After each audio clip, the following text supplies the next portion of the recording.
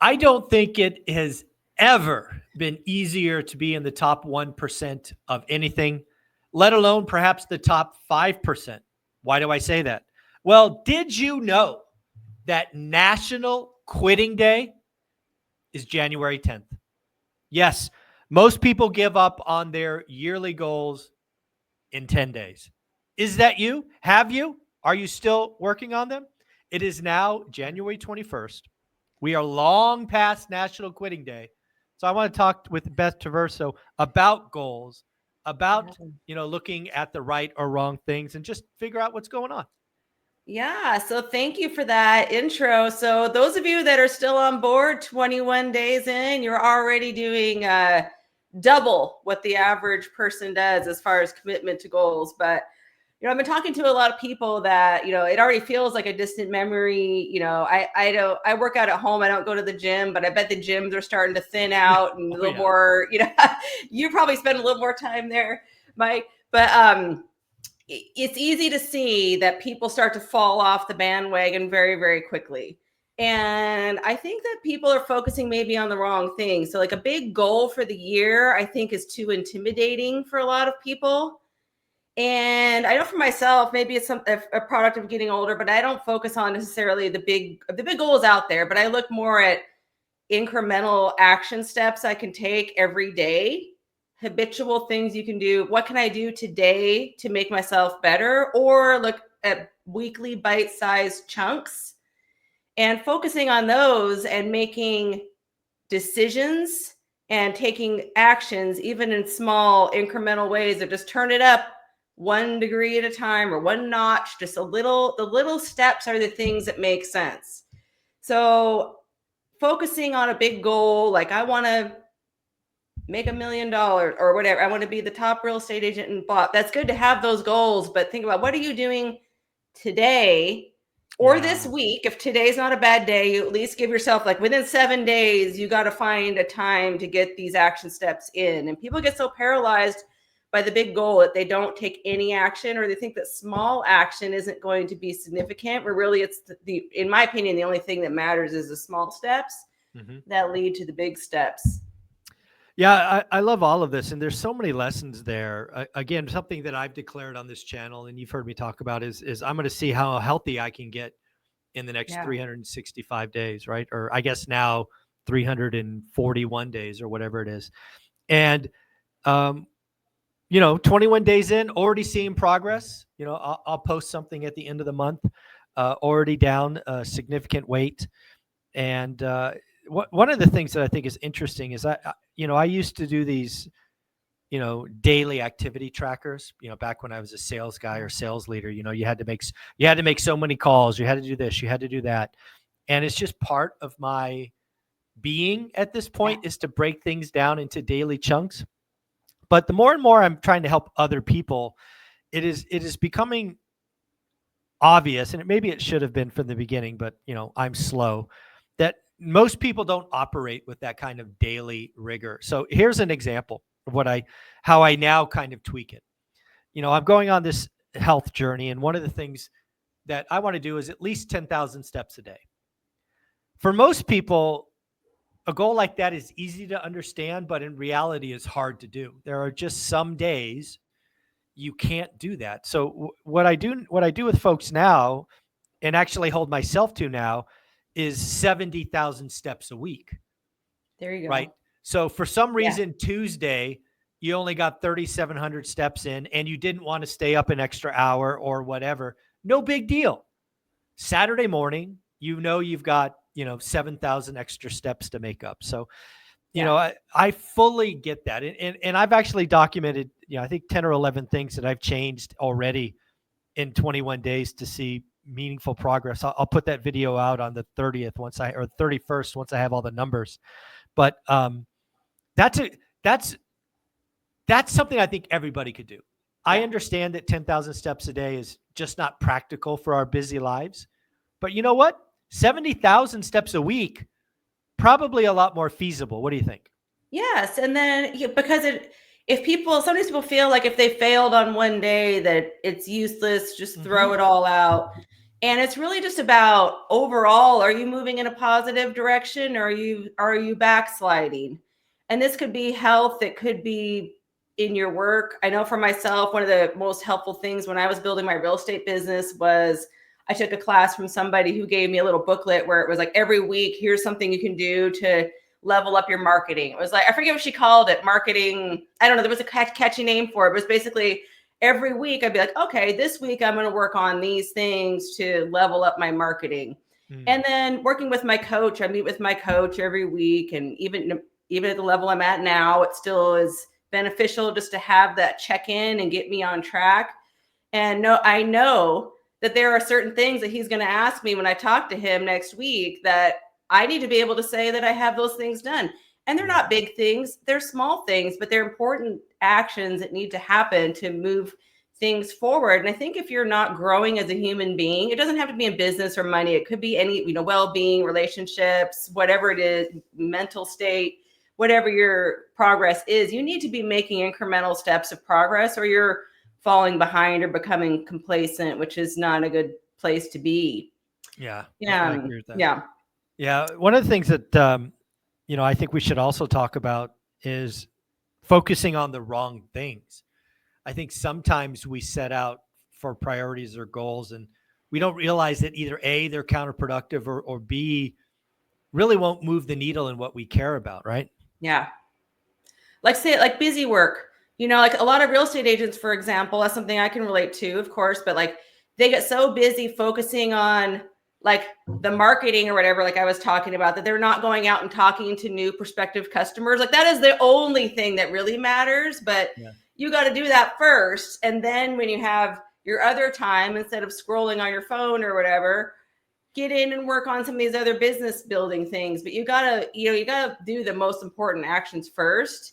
And you have to be ready to incrementally step out of your comfort zone too. And I am not by nature comfortable being like in the spotlight, for example.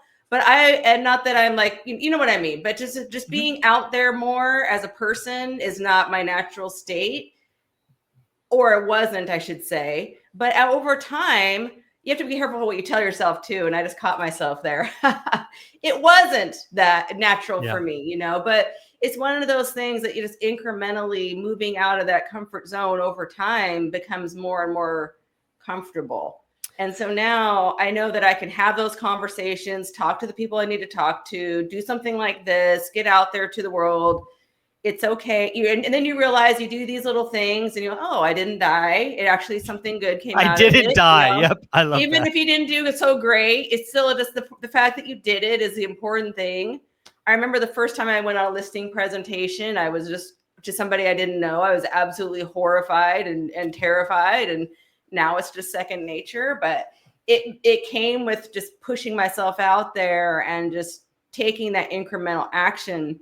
And making a decision too. I say so many people get stuck not being able to decide that they never accomplish anything. And being decisive is more important than being even right a lot of the time. Like you just got to make the decision and just own it. Make your decision and own it. And if it ends up being the wrong one, you acknowledge it and you move on. But I think those that are successful are the people that are making decisions. Like you don't see people leading an organization, for example, that are not going to be able to make a decision. You have to make a decision or you're not going to be. I can't see a person being successful if they get stuck in paralysis. And, in real estate investing, we see a lot of people stuck in analysis paralysis to where they can't take the action. And that's why I love that you give out cards now for writing your first offer. Like just take that step and then realize that it's not the end of the world. You get a great deal. Awesome. They say no. Okay. At least you know that you did it. You can do it again. Exactly. Taking action, making decisions. Not making a decision is, some people are so terrified of making a choice that they make no choice at all. And then that leaves you exactly where you always were. Yeah. Because you were scared to be wrong or what you feel might happen from making that wrong decision, which often is not nearly as consequential as people give that too much weight. What if I make the wrong decision? Yeah. Who hasn't done that we all own it, that you've got your t-shirt swing and a miss, or like, boy, I did that thing and that sure was stupid, but live and learn. We That's move right. on. You just have to be okay with that. Yeah, I love that. One of the things that I'm starting to help more and more people with is create a YouTube channel, right? Or brand or whatever they want. And back to kind of like doing what's important or the busy work. I can't tell you how many people basically say, Michael, I've recorded 2 or 3 videos, but I'm editing them. I got to make them perfect. Yeah. And I go like, how long have you been working on it? It's like 6 weeks. I'm like, come on. Yeah. How much editing do you do on this channel? 0. Yeah. 0. Yeah. Record, stop, publish. Yeah. Done. That's the best way to do it. Yeah. Especially in the beginning. It is not lost on me that if I spent a little time creating if I paid somebody to create a 30-second intro video with like cool clips from our discussion, I would have more viewers and all of that. I'm not, but I'm at a different place. If I did that in the first couple of videos, it wouldn't have mattered. Nobody's going to watch them anyway. Your job in the beginning is to get repetition, and there's no better way to record it and publish it. And if you don't like it, go live. You really want to pucker up, just go live and see what happens. Yeah. And people appreciate the authenticity. I know I do.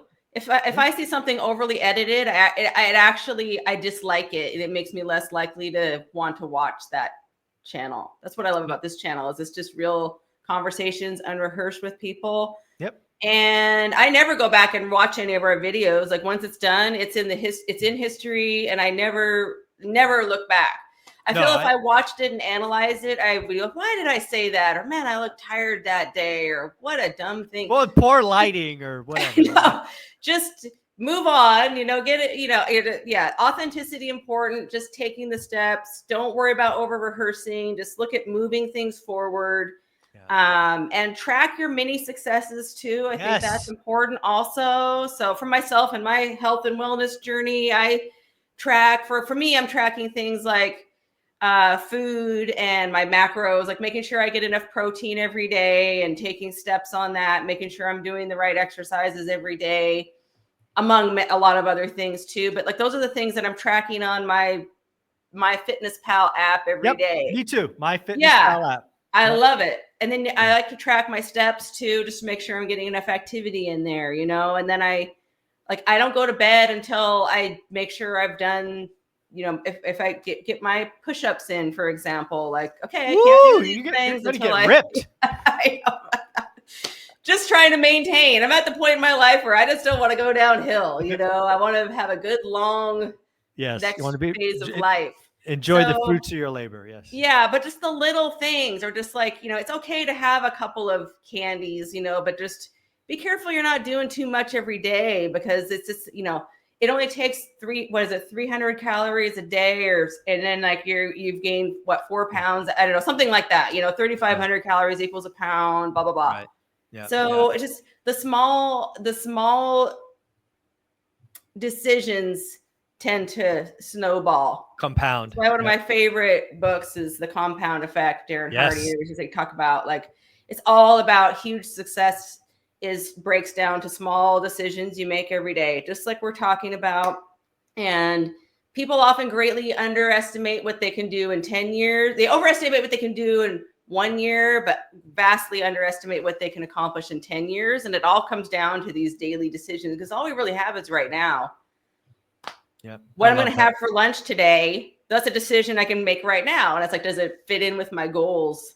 Just to use the health and fitness example again. I love it. Again, folks, I don't think it's ever been easier to be in the top 1, certainly top 5% of anything you want. If you fell victim to National Quitting Day and you've already given up, you know what? Permission, start over. Start anew. Yep. Let's get after it. Don't wait till January 1st, 2026. That is foolish. Just an arbitrary day. All we have is today. Yeah. If you're, on the other hand, like Beth, and already crushing your goals, and now it has become a habit, I want to applaud you and say congratulations.